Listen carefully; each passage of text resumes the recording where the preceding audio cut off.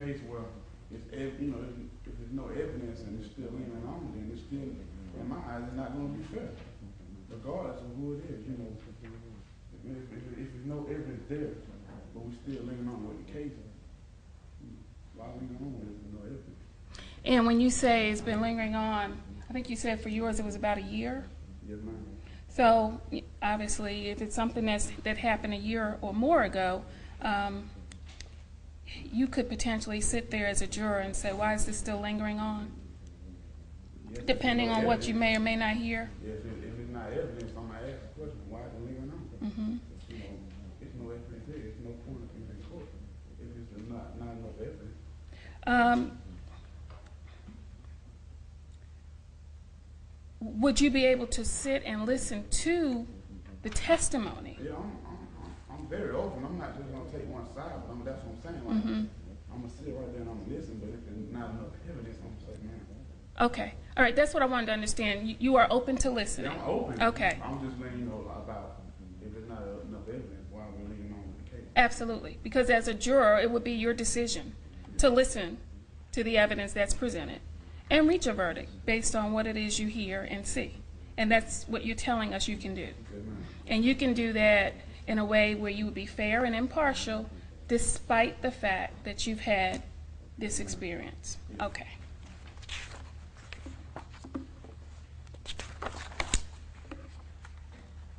And the bad experience with law enforcement that you told us about, is that the one that you just mentioned? Now, as it relates to this case, you said that you are familiar with it. Is that correct?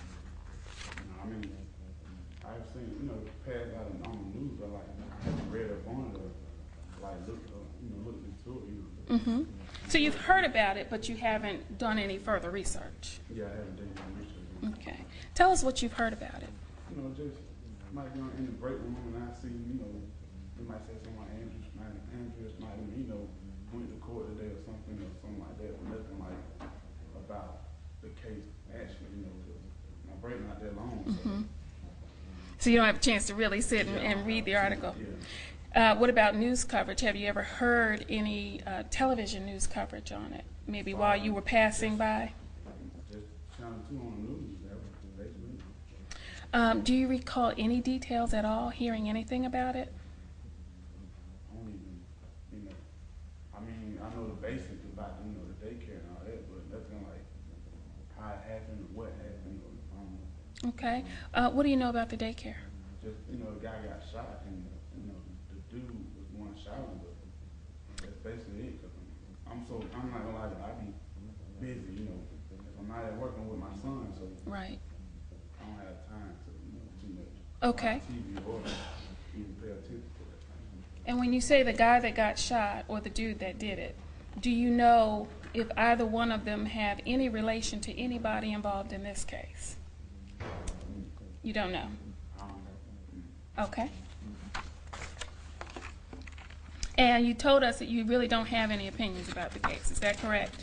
I don't know the full story about it. Okay. All right. And we've touched on a few things here today. I just want to ask you one last time. If you're selected to serve as a juror on this case, you understand that both the state and the defense have a right to a fair trial, right? And if you're selected, could you tell us that you're able, despite your feelings, to listen to the evidence and give both sides a fair trial? Okay. Thank you. I don't believe I have any questions, should? All right.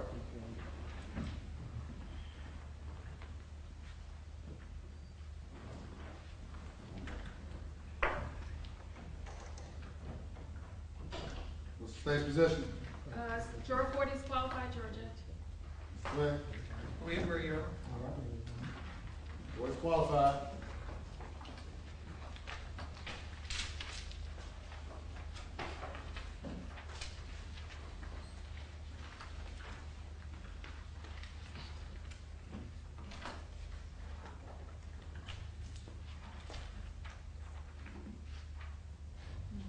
One should be next.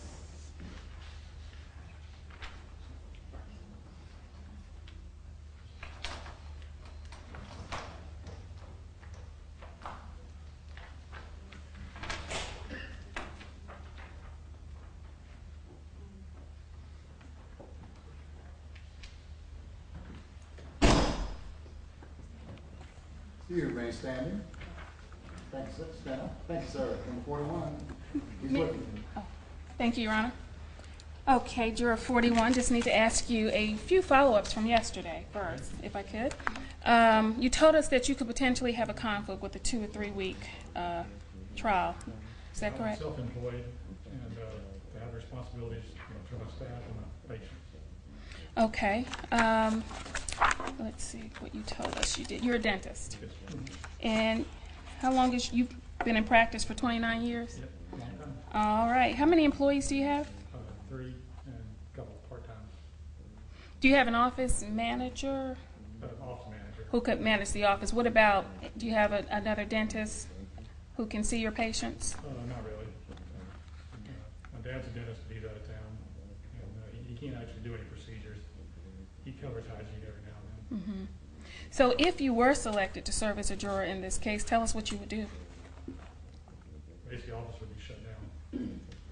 And if the office is shut down, how does that affect you financially? I don't have any income. And would Lawyer's that... approach.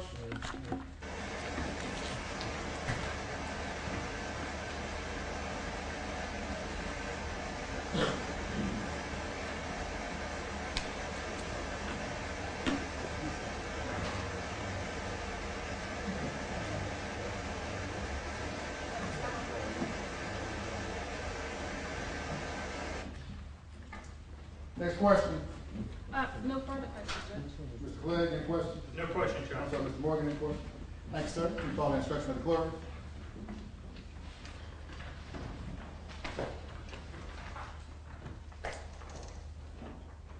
What's the state's position? Your Honor, the state believes that this juror would suffer financial hardship if he's selected. We'd ask that he be excused for cause. Defense? We can say. All right, he'll be released for cause.